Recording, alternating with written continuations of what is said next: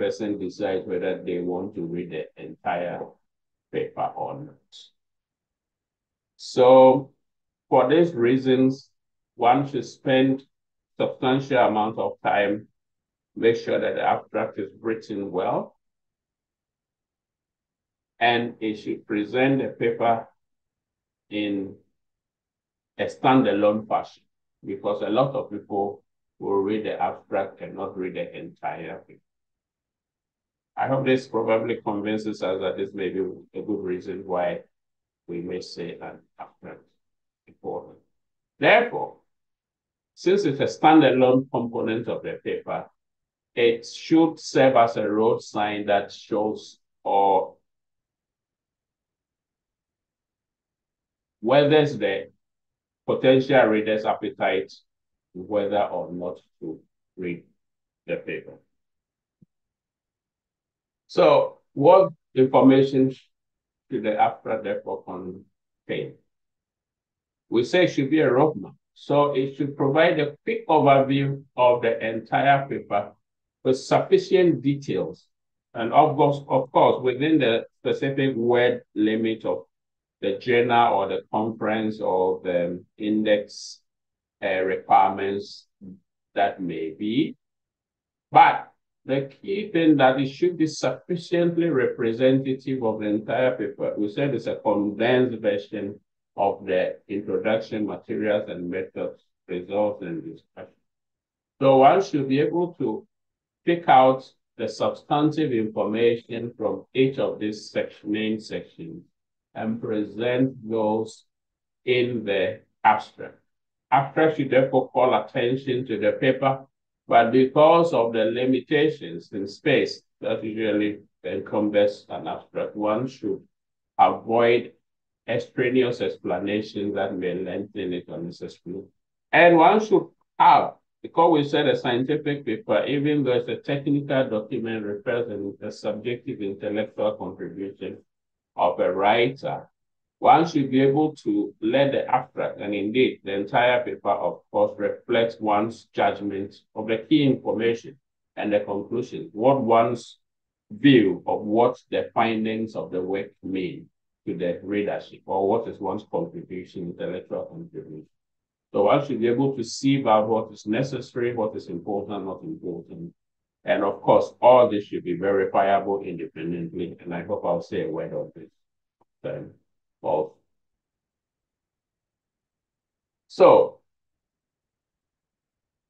I believe this has been said in so many words. An abstract should describe the background, the methods, the results, and the conclusions in the condensed format.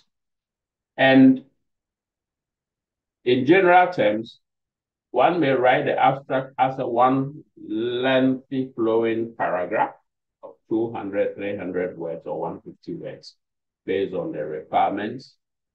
Or one may write this in a structured format, having subsections of abstract, background, methods, results, conclusion. Whichever method one is required or one prefers to write the abstract, one should always follow, even if it's a flowing text, one should always follow the semi-structured format of including information and background, methods, results, conclusion.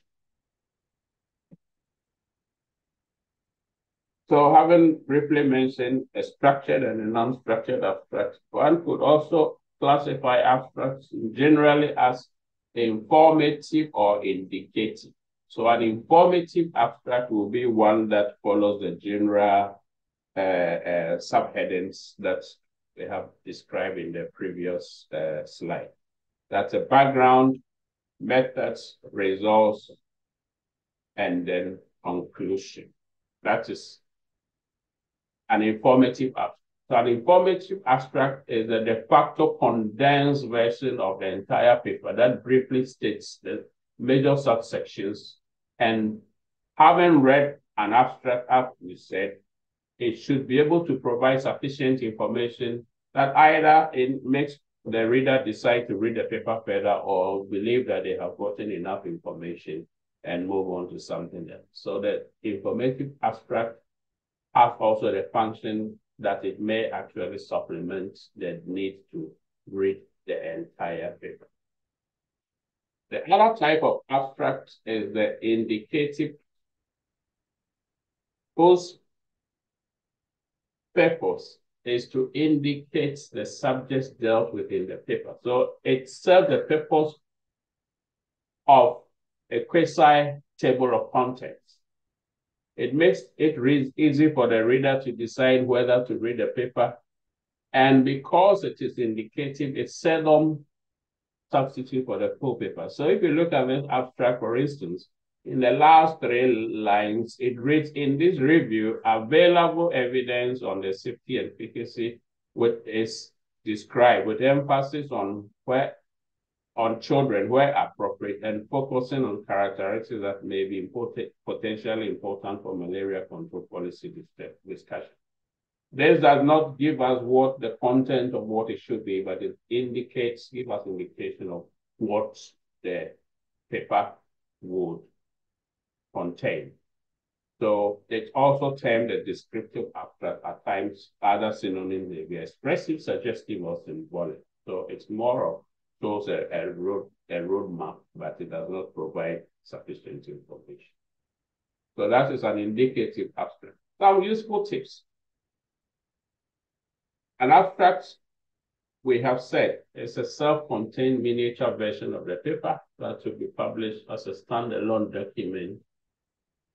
It should be considered as an original work on its own. Therefore, one should not copy from sections of the paper and quote unquote paste this and synthesize that into an abstract. One should endeavor to write the abstract as an original work on its own that represents the entire paper. It should, as we have mentioned, highlight key content areas like the purpose, relevance, important outcomes, and implications. And because of its importance, one should examine each work carefully. So if a journal or a conference's abstract should be 200 words, and one can tell one's story in 100 words, there's no need to write 200 words necessarily. The more concise, the better. One should write in a language that is familiar, engage the reader. So one should be able to anticipate who the potential readership of one's work is or would be, and try and write to bridge the gap to make the abstract interesting to the potential reader. And one key or useful strategy is to try and incorporate key terms that the potential reader may use to search the paper in the abstract. So this serves a dual purpose. So if somebody is interested in a certain subject, of course, they will key this into a bibliographic database or indexing. And if the abstract contains the keywords, then the abstract comes up, and then your work is searchable and likely also citable. Abstract, because it refers to work done, should usually be written in the past tense and the third person as relevant. So an abstract will be the beginning and a standalone section of the paper, but it should be written after the main paper has been written, because the conclusions of the abstract should reflect the conclusions of the entire paper. Some do not do or don'ts and things to avoid will be obscure abbreviations, unless there's a long term that one uses several times in the abstract. Otherwise, it's not advisable to use acronyms, abbreviations in an abstract. One should avoid detailed experimental procedures or description of statistical methods in detail or software algorithms and programs, unless, of course, it's in a field like computer science, computer engineering, or data science, where that will be the substantive information to provide. And normally, an abstract should not have literature citations, tables, or figures. In rare instances, though, for instance, where there's a modification of a previously published work, one may, in rare instances, need to make reference to such. One should also avoid introducing the topic as much as possible. So you're writing on the efficacy of some drug anti-diabetic medication, drug of diabetes,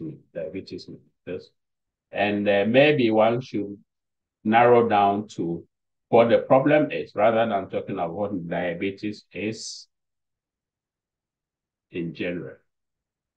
And of course, we have talked of how it is important to be able to say what you want to say in as few words as possible. So one should avoid verbosity as much as possible. One of the important things I would like to highlight will be results or interpretations that are not stated or discussed in the paper. So if I review a paper, I read the abstract and I go and read the full manuscript, and it is not uncommon at all. One is so well, when one knows one's work, one may go ahead of oneself and put in conclusions or implications that are not included necessarily in the entire paper. It's one of the things that make reviewers decide to reject the paper outright, or of course, at times also draw attention that the conclusions do not reflect what are shown in the paper. So that's one thing to pay attention to. So some examples. There's a paper that I found that has the title, "Can apparent superluminal neutrino speed be explained as a quantum wave measurement?" And the abstract said probably not. That's the entire abstract. That's a paper that has been published. This is probably an extreme, but I guess it demonstrate a few of the things that may have said. And it has been said, even though I am not able to confirm this myself, that the entire abstract of Einstein's paper on relativity was the EMC string. But I think that one, I would say it's I cannot confirm this. Some features of a good abstract. It should summarize the entire paper, has a word limit, written in the past tense, should be written in entirely new text, do not cut and paste from the paper. You should strive to make it as standalone as possible. The reader can understand the substance of what the abstract is saying without necessarily making reference to the paper. To strive to include keywords, should be concise, clear, specific, relate to the audience, and it shouldn't be misleading. So it should not state conclusions that are not in the paper. Another example will be Watson and Crick's paper published in Nature in 1953. They write, "We wish to suggest a structure for the salt of deoxyribose nucleic acid. This structure has novel features which are of considerable biological interest." And of course, this can be thought, we could have said, we wish to suggest the biochemical structure for DNA, and they could have expanded on this substantially. But the words are chosen in such a way that removing every word actually changes the entire meaning of the abstract. So with that, I think I will conclude with 3 or 4 take-home points. Of course, this has been said throughout the short presentation, that the abstract is the first and maybe the only part of one's manuscript that may be seen by both reviewers and readers, and is the part that is read by most people, about 10-fold more people than would read the entire paper, and should give one the ability to make a quick, accurate identification of the content of the entire paper in a standalone fashion. important to make a good first impression in the abstract for all the reasons we have said. And I can say that the reviewer is maybe perilously close to making a final determination on your paper after reading the abstract alone. I think one cannot overemphasize how important, therefore, it is to write an accurate, simple, and clear representational abstract. I'll bring the presentation to a close. Thank you.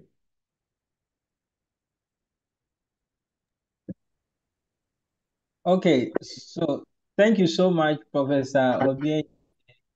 We are very grateful for this insightful lecture on abstracts and how we can write very good abstracts.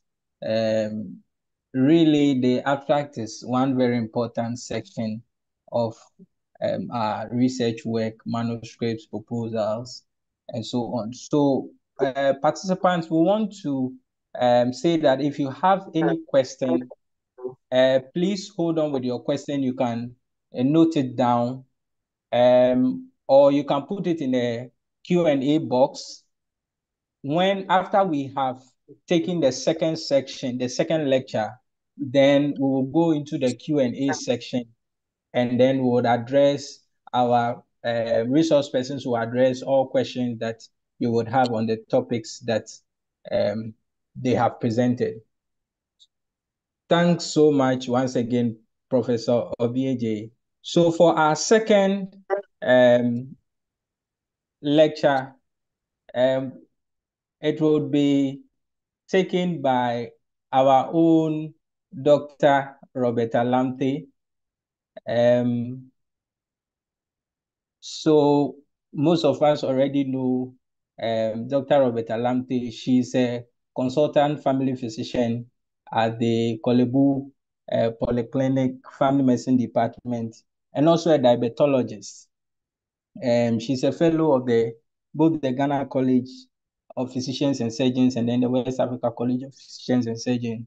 She holds a PhD in clinical epidemiology, and she's also a part-time lecturer at the University of Ghana Medical School. When it comes to diabetology, I'm sure most of us recently heard about the fact that she was trending in the news for saying that we should all eat an egg-sized banku. If you want to know more about that, I think another time she would have that discussion with us. But then she'll be taking us through the second lecture. So I would hand over to her to continue. Dr. Lamptey, over. Thank you so much. I don't know if I'm audible. I believe you can hear me, so I'm just about starting my presentation. And Prof. Obieje, I'm truly grateful to you for taking the time of your very busy schedule to support us and SOFPOC together with this. This is SOFPOC's 10th anniversary, and as family physicians, the theme I think we are going with trying to build research capacity, which is what Authors Afrique does. So Dr. Engman introduced Authors Afrique. I also like to tell you about CREATE. For those of you who have been in the conference, I believe you've had the opportunity to hear more about CREATE, look at the abstracts that we have produced. And I'm sure you realize that most of them were led by early career researchers like Dr. Engman himself, Dr. Bamfo, Dr. Pukwasari. So that is the vision for Authors Afrique. And for CREATE also, we believe in building capacity. And we sincerely hope that after this session, you would have gotten a teeny weeny bit better at writing. So my job, Prof. Obieje talked about the abstract needs to be concise. You need to show where the gap is. You need to write scientifically. But before you can write, before you can put anything down, before you can do a background, you need to be able to know what others have already done. And you need to be able to say why you would not do it that way. So what am I saying? You need the ability to be able to pull the literature. And that is what I'm hoping that we'll be able to do in these few minutes. If we have enough time, I'm hoping that it will be very interactive and we will go together onto PubMed. So this is also from the BRMM course, Basic Research and Manuscript Writing course run by Uthers Afrique. And this year, the adverts have already gone on, and a few of you are on that course as well. And it's being run together with Create. So what can you see? Put in your chat box. What do you see on your slide? And in a little bit, you'll figure out why I'm showing you that. So as I said, this lecture is taken from one of the lectures from BRMM, which has already dealt with the preceding parts of the agenda. And now we are going to go on to look at filters and then look at how do you search for literature? How do you do a preliminary quick search? And then how do you do an advanced detailed search using mesh terms as well as title and abstract? So I'm pointing you to a systematic review, which we published some time ago. And systematic reviews are a good place to start if you want to write, because a systematic review kind of pulls together all the evidence on the topic that you are interested in. And how do you do a systematic review? How do you pull the literature if your interest is in doing a systematic review? Or even if you're not interested in doing a systematic review, just how do you pull up literature? So that's what we're going to talk about. So the first things first, if you are interested in doing a systematic review, then you must prepare a protocol and you must ideally register the protocol. And for those of you who have been with us at this year's 10th Support Conference, you saw one systematic review, which the protocol has been published, and it has been led by Dr. Stephen Engman and a few other members of the Create Ghana team. So this is live. If you Google it up, you'll find it. But that's how you start a systematic review. You need to prepare a protocol, get that protocol registered, and then you start to pull the literature. So in the preceding parts of this, for the course, for the BRMMS, we would have talked about Boolean operators and on. But for this part, we are actually going into how do you actually do a search? And this is why I showed you that picture in the first place. We're going to talk about filters. So what are filters? Filters allow you to narrow down your search. And as I said before, you need to be cautious with them if you want to do a systematic review. Because the essence of a systematic review is to be able to pull all the evidence which is available so that you can make a recommendation based on the evidence. So when you're doing a systematic review, you really need to be careful what filters you put in. But these are some of the filters you can use depending on what you're trying to write or what you're doing. So date is very common. Sometimes you want to do a paper which is on the cutting edge, which has very current information. Let's say maybe you want to look at prevalence of diabetes in Koforidua, where we are now, and you don't want to look at, okay, the prevalence of diabetes in Koforidua in 1900 was 2%. It's too old. So sometimes you would limit your thing by date. Very commonly also, we can limit it by field. Okay, so you want to search just titles and abstracts. Yeah, or you want to just search particular fields. A very popular limit is free full text, because especially in some of the settings where we work, you don't have access to a library where you can download electronic material, which is not free. And that cost can be limiting. So some people will say, if the full text is not available at no cost, then I'm not interested in pulling up that paper because I cannot access it anyway. Sometimes you're interested in a particular publication type. As I said, systematic reviews are a good way to sort of have an idea, have a good background. So you may decide that I'm only interested in systematic reviews. Or you may be interested in a particular intervention and you want to isolate the intervention effects. And you may decide to say that, no, I'm only interested in studies which were randomized controlled trials. You can decide to limit it by that way.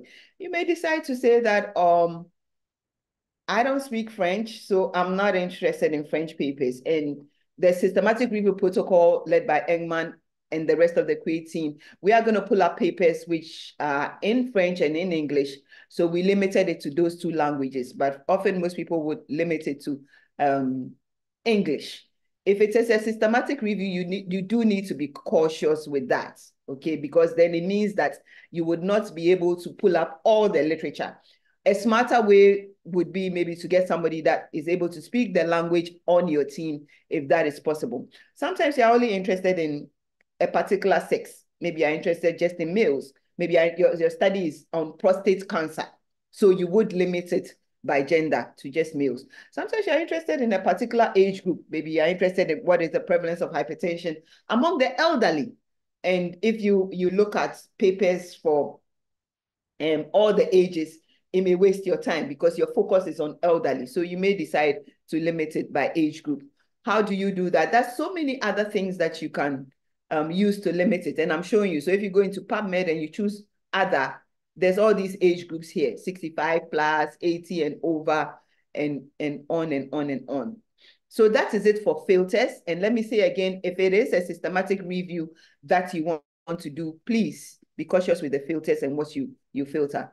So let's start with a quick search. And most people like to say a quick and dirty search because it's quick, you get results, but it's often not all of the picture. But yes, it gives you an idea where to start from. So we're going to look at how do you do a quick and dirty search. I'm going to focus on PubMed because that is where the repository for medical and clinical publications are. But that's not the only database. So there's MBAS, there's Cochrane, there's SynHow, PsycInfo.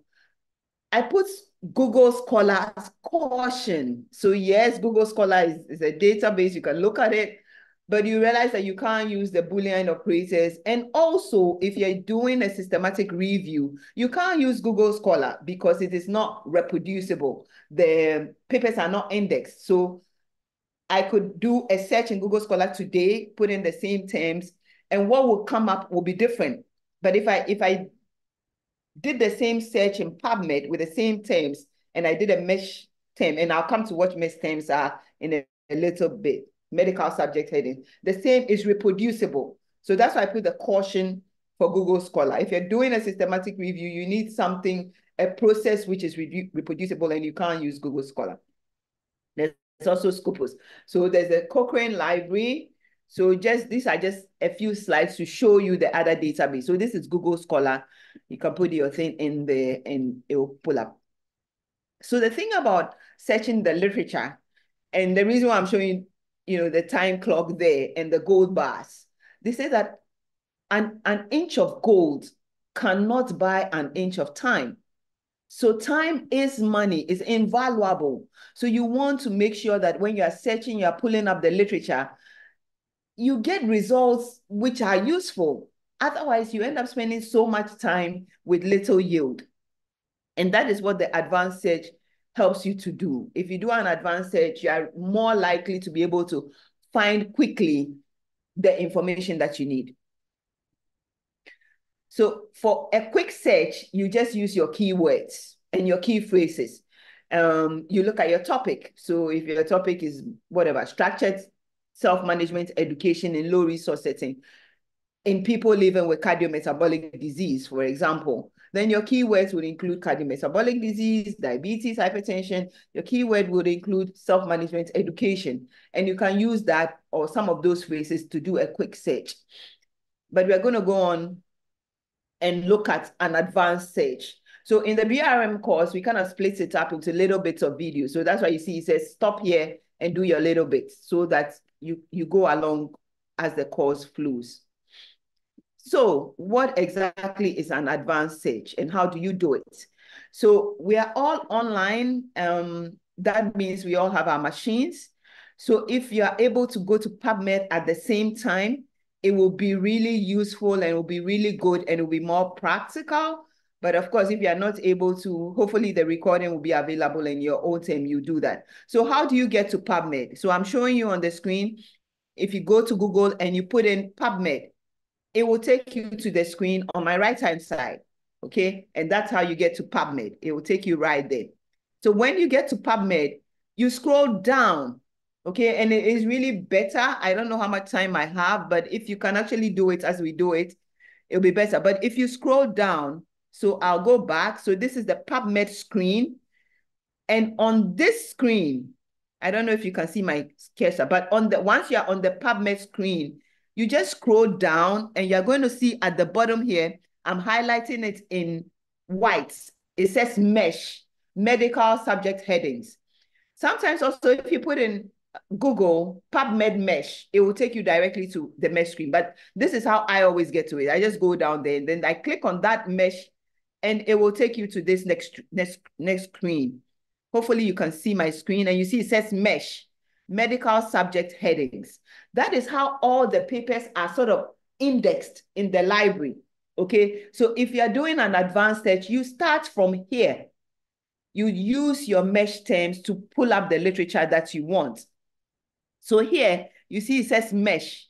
Here, and above the box under which is written limits and advanced, that is where you search, okay? So that is where you put in whatever it is that you want to search for. The keyword in your thing, you put it there, okay? And then it will pull up, it will allow you to do the search. So if you're online, you have a machine now, I want you to do it together with me. Okay, so under MESH, Ken, I don't know whether it's better to stop and actually do it. That's probably better, right? How much time do we have?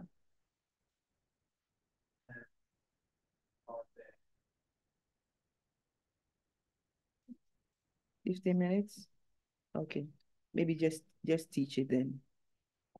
Let's just teach it. So I want you to put in diabetes mellitus type 2. Okay, if you have your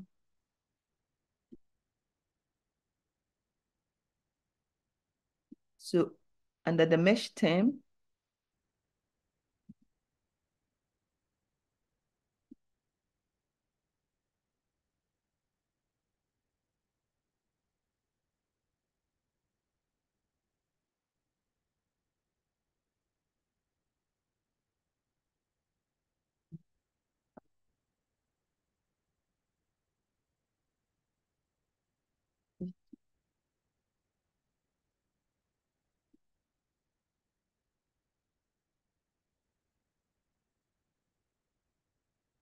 I'm trying to, yeah, I want to go to PubMed. Do you have that screen on yours? Yeah, that's what I'm trying to do, but I haven't been able to. So come and use your screen. Oh no, can you help me with this? I want to go to PubMed. Like you stop sharing. We have to stop sharing. Yes. So fine.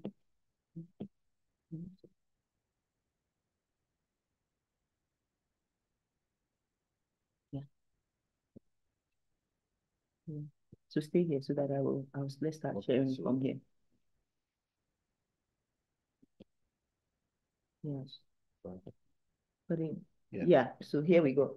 Okay, because I think it's actually better to try and do it from here. So once you see the screen, you just go all the way down there and the MESH is right here. Like I was showing you on the slides, you click the MESH and then you come to this screen. Okay, so I'm interested in, let's say, diabetes. Okay, I'm looking for papers on diabetes and self-management and in sub-Saharan Africa. So I start with diabetes. So I type it here. And you can see it's starting to give me some options. Adult onset diabetes. Okay, so what I'm interested in is diabetes mellitus type 2.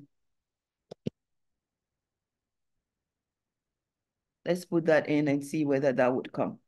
If it doesn't come up, then you can pick some of the other ones. So it's picked up the MESH term diabetes mellitus type 2. And you can see it's here. But maybe I'm not sure. Is it really the diabetes that I'm interested in? So it gives you an explanation. And it tells you a subclass of diabetes that is not insulin responsive or dependent and blah, blah, blah, blah. So you read and you're like, okay, yeah, this is what I think I'm looking for. And you may be interested in different aspects of type 2 diabetes. So I'm interested in the epidemiology. So I'm going to take that so that it kind of doesn't go all over the place. And then you come down and you see, okay, it's a mesh term. So it's arranged. There are different things under it. And then you can decide, do I want what is below this diabetes mellitus type 2? Or am I not interested in this? Anything below this? I just interested in type 2. So if I'm not interested in diabetes mellitus lipoatrophic, I just come here and I say restrict to major mesh term topic. And then do not include mesh terms found below this term in the mesh hierarchy, which is here. So it means anything below this my diabetes mellitus, below that is not going to pull it up. So when you are doing a systematic review where you want all the possible papers, you won't do that. You will not restrict it, okay? So once we do that, then you're going to bring it into your PubMed search builder, which is here. So I say add to search builder. And now you can see it's come into the little box. Diabetes mellitus type 2, epidemiology, major, not exploded. I'm just interested in my mesh term. That is it. Okay. Then I will go on to my next keyword or my next important word or concept in what I'm trying to pull the literature on. And I can decide to do all the searches together or search each one. Okay, so I can decide to search for the population that I'm studying, the intervention, the comparator, the outcome. So if I decide to search just for diabetes mellitus type 2, I will come here and say search PubMed. It's going to pull up all the type 2 diabetes papers. But if I decide I want to do a little bit of a wider search, this is a Boolean operator and it says end. If I put end, that means that I put another term. I'm looking for terms which are type 2 diabetes and that thing.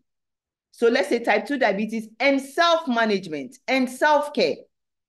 But if I put all, then it will pull up all of type 2 diabetes and all of self-care. So in the interest of time, I'm going to use all. So I've put here, and then my next term I'm going to look for is self-care, self-management. Okay, self-care. And then I'm going to search and see what will come up. So yeah, self-care has come up, self-care units and model nursing. So I look under this and it says caring for self when ill or positive actions and adopting behaviors to prevent illness. So I'm like, yeah, this is the self-care that I want. This is the mesh term. So I'll click it. And once I click it, just like the diabetes mellitus, it gives me different aspects of self-care. If there's no particular thing I'm interested in, I can just leave it and then come and check. Okay, self-care, self-administration, self-medication, self-testing, blood glucose monitoring. This time, I'm interested in the terms below my self-care. So I will not come and say, do not include mesh terms below this because I'm interested in self-management. I'm interested in glucose testing. So I'm going to leave that. I will not restrict here. And I'm going to add it to my diabetes mellitus. But because I want I want to pick both diabetes and also pick self-care. I want to pick all of the articles. I'm going to add it, change this, add to search builder with end and make it all. Okay, so I say, and then I say add to search builder. Here, add to search builder. So now you see, I have two mesh things I'm looking for. It's going to pick up all the papers with type 2 diabetes. It's going to pick up all the papers on self-care. And then you can keep adding your whatever. But I'm going to end here and then say search PubMed. Okay, so I said search PubMed and it has searched PubMed. But this time, it's brought us back to PubMed. Then you go here. I hope you can see my cursor where it's saying advanced. So you click on that advanced so that it can take you to the back end. Okay. So I've clicked on advanced and see, bingo, we are here. So this is search term number 1. So it's saying that diabetes mellitus type 2 epidemiology or self-care, there are a total of 80,800 papers. I don't want to use only the mesh terms. I want to go beyond that. I want to also search the abstracts, the title and the abstract, because sometimes it's not in the mesh terms, but it's in the title and abstract. So I'm going to come here and change all fields and change the field to title abstract. So I'm now asking PubMed to look inside all the papers that have been indexed and look at the titles and the abstracts. And I'm going to put here again, self-care or self-management. And when you are at this stage, you can use this show index. Okay, so it gives you ideas. So I put self-management. Show index. So it's searching. So see, it's telling me that there's one self-management, that's 29,000. There's another one, that's 2,000. I'm looking for all the papers. So I will choose this self-management one. So I choose that. And then I'm going to say search. Actually, I won't add anything else to it. So it has searched the self-management. I'll go back to advanced so that you can see what is happening. So I'm building my search. So this search number 2. Under the title of abstract, wherever there is self-management, is pick that up. Now I'm going to do again, title abstract. Okay. And then I'm going to do diabetes mellitus. And then I'll do the index. So the index helps me. It's like, okay, there's diabetes mellitus, but it looks like there's just one. There's diabetes members, diabetes mermaid. Okay, closest I have is diabetes mellitus. So I'm going to pick that. And then I'm going to say add and search. So we go to advanced, see how many title and abstracts have diabetes mellitus. I'm surprised. It's just one. It must be something with it, but that's all that is found. Then I'm going to say diabetes type 1. And look at the index and see, okay, type 1 has 1,200. I'm going to say search. So now look at what I'm going to do. I'm interested in type 2 diabetes. I'm not interested in type 1 diabetes. So I'm going to take this search, which has diabetes type 2 and which has self-care. I'm going to pick that. And I say add to the query. And then I'm going to say, I'm going to join this one, type 1, just to make sure. And then I'm saying add with nots. Nots. So search this one. I've already specified that I only want the type 2, but I want to make sure that there's no paper on type 1 there. So I'm going to add this field, which is all type 1.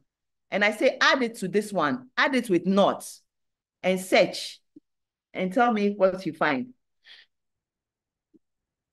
And it comes back to the same 80. Well, a little lower. So it has taken out the type 1s in this my search. Now what I'm going to do is I'm going to take this one and add it to the query here.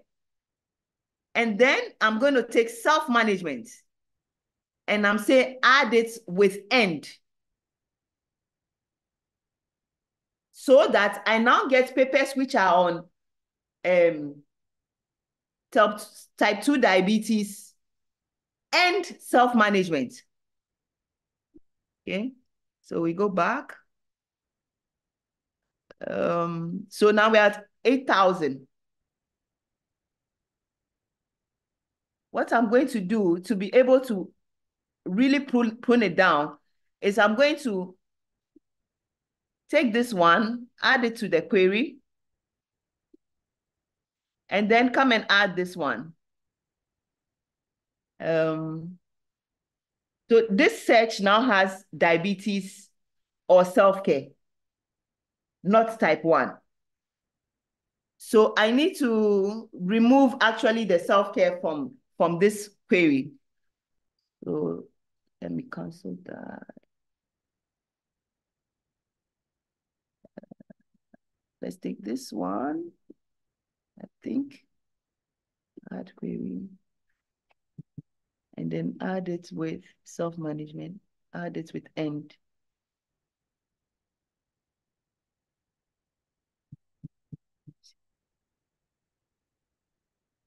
Okay. So basically, I hope you get the idea. So I'm going to, Ken, I think I need to help, you need to help me pull up my slides again. I have.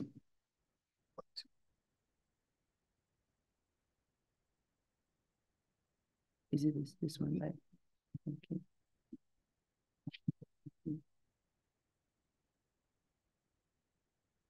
I have. And share again. This one. Okay. Okay. Go back to slideshow. Okay. So we've gone through this. So this is the search string that we used for one of our studies. And if you do it like this, it kind of like saves you the time and you're able to filter down to really the core papers that you need to actually work on to be able to write your work. So the other thing, after you do your search, you found your papers, sometimes you need to actually look at what would I say, the supplementary materials. Because if you don't look at the supplementary materials and you look only at the actual paper, you may miss out on important things which will be useful to your work. So for this systematic review, if you read, which I showed you before, if you read just the main paper, you're not going to see how we search. You're not going to see the search strings. But if you look at the supplementary paper, then it's all there. So this is what we searched to be able to come up with the papers that we worked on. And we worked in low middle income countries. So we limited the search eventually to that. Of course, if you're doing a systematic review, then you would use what is called the PRISMA guidelines to be able to explain how you narrow down your abstracts, your papers that you selected. And this is an example of a PRISMA guideline. So it's been a long journey, and as I say, time is money. I hope the shoes haven't been too tight, but this is where we will end it. I want to say I wish you the very best for writing. For those of you that have been in the conference, hopefully you saw the abstracts, but it's a lot of work that the Create team have put in. I think I took this picture at 2 a.m. in Koforidua. I can see one of our members, her head is on the table, but it pays off eventually. So for all the abstract that you've seen us put up, we are also close to nailing the full papers. But I want to show you that it's possible. It's a little bit of hard work, but it's truly possible. And my final thing I want to tell you is to invite you all to Lily in the Dark. And Ken is going to help me pull up that slide. It's a WACP meeting that we are hosting on the 12th of June. And I truly hope that you will be able to attend. So whilst Ken pulls that up, I think maybe I'll hand over to Dr. Engman. Thank you. Okay, so thank you so much, Dr. Roberta Lamte, for that insightful lecture on literature search. For those of us who are asking about the recording of the session, we want to inform you that the whole session is also live on YouTube. So after the whole program, it will still be available on the Softtalk YouTube page. You can review the videos, especially what has to do with the search terms and so on. So we'll take the Q&A whilst we wait for Ken to give us the flyer for Lily in the Dark. So for our first question, please, Prof. Obianje, this goes to you. So an anonymous attendee is asking, please, I'll be grateful if Prof could clarify the place of results and discussion in the writing of abstracts.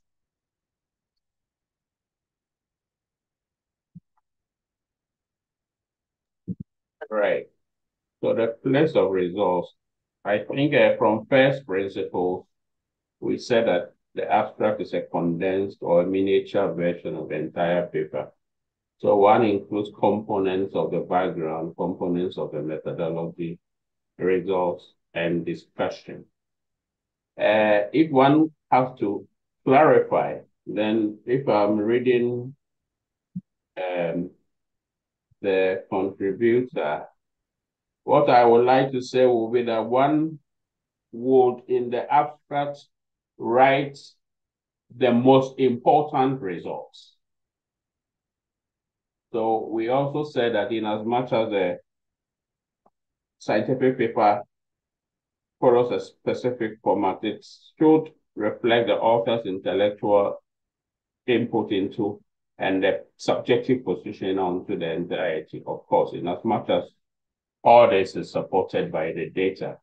So one would usually generate loads of data, but one should be able to sieve in the data set and pull out what will be the most important results and include that in the light of or within the limitations of the word limit of the abstract.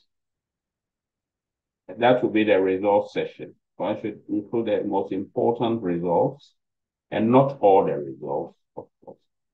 And then with the conclusion, one should also, the conclusion will be a synthesis of what had been discussed, and the discussion will begin from what the broad implications of the results mean. So one would try and make out a sentence or two or three of the implications of the results and what they mean in the conclusion of the abstract. But as I said, the caveat will be to ensure that whatever conclusions one put is supported by data that is presented in the paper itself that can be verified.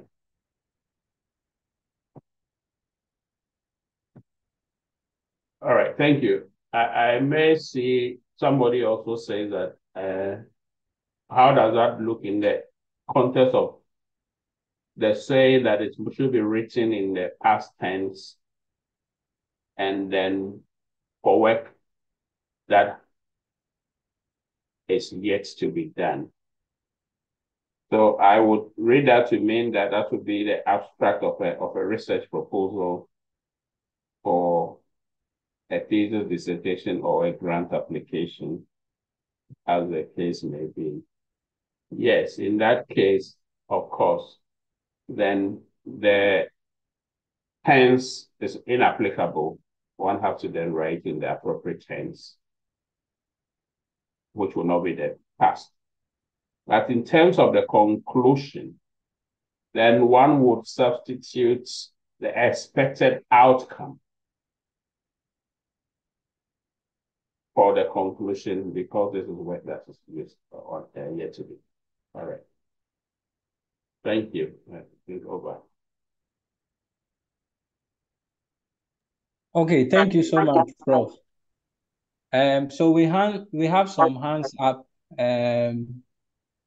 Nicholas Adaimensa, you can unmute and ask your question.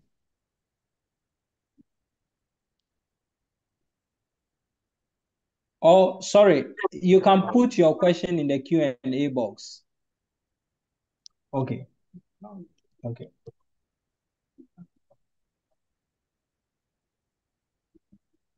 Okay. Anthony Jenim Yeboah, kindly unmute and ask your question.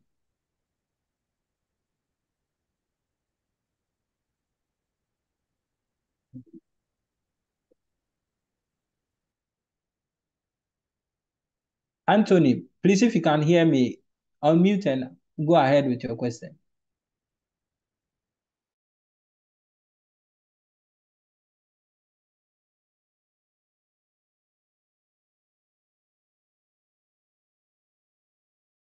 Kindly unmute and go on with your question.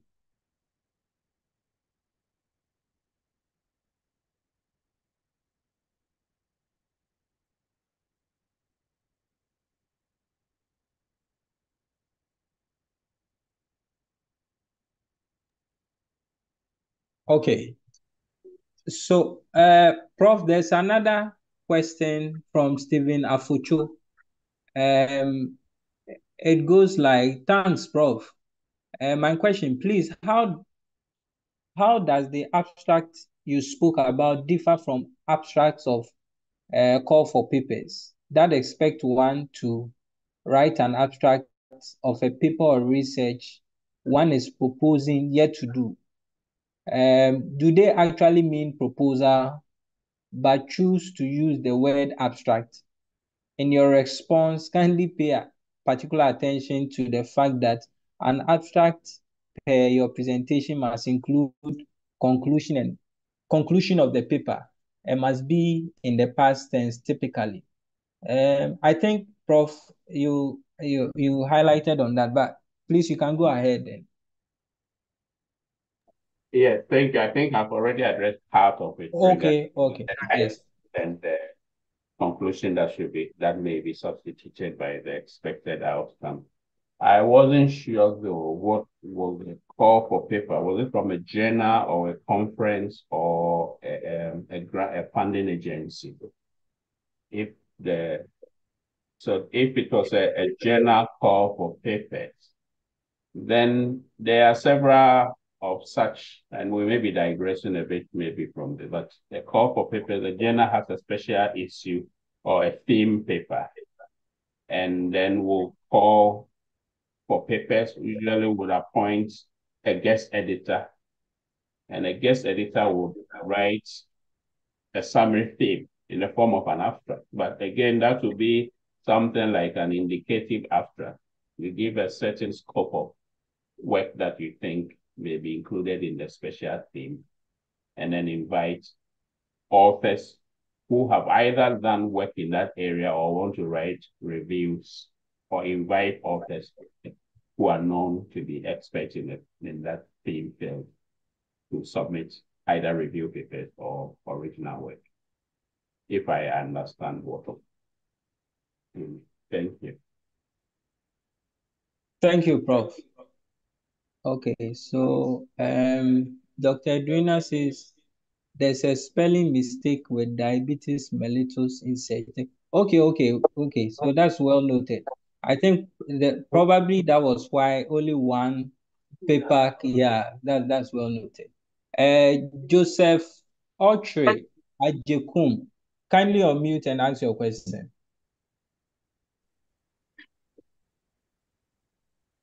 Yeah.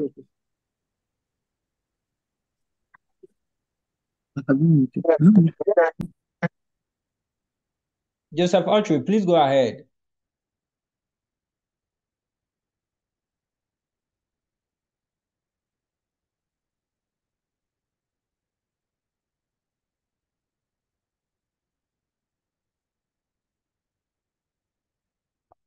Okay. Right.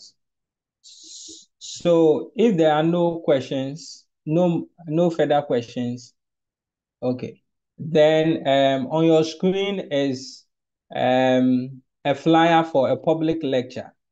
At some point on this call, we had over 450 participants joining, and we want to take this opportunity to invite all of us to this West Africa College of Physicians public lecture that is organized every year. And this year, it's being hosted and organized by the Faculty of Family Medicine. The public lecture, it's on palliative care in Ghana. And I just love the title, Lily in the Dark. So our resource persons will be our own Dr. Edwina Ado Pariloku and then Professor Mauli Jacobo. So I want to take this opportunity to invite everybody on this call. It's also going to be virtual as the time draws near, which is on the 12th of June, 2024. We would be sending us reminders so that we can all be part of this public lecture. So once again, we want to thank all of you, our participants, for making time to be part of this research methodology CPD. We want to thank our facilitators, Professor BNJ, for making time to share his experience and knowledge on abstracts. I want to thank Dr. Roberta Lamte. We want to thank the executive of the Society of Family Physicians of Ghana, even for this opportunity to hold this session and help build capacity, research capacity amongst us as doctors. So we'll draw the curtains, we'll bring everything to an end, and we'll say, I don't know if the president is on the call and wants to give, the president of SOFPOC is on the call and wants to give any final remarks before we go. Okay. So thank you all once again, and bye-bye to all of us.